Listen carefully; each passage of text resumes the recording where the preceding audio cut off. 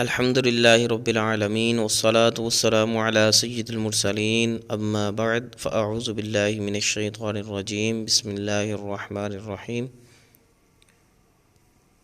پیارے دوستو، السلام علیکم ورحمۃ اللہ وبرکاتہ۔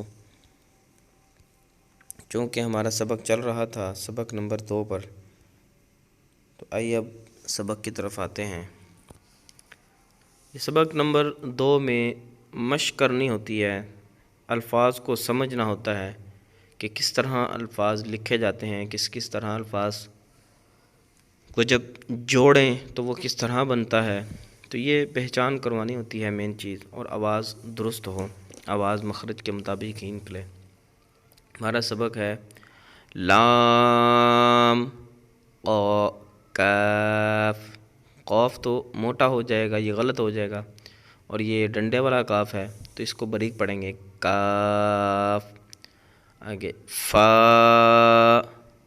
کاف، قاف کاف، کاف واو، ہا واو، میم واو۔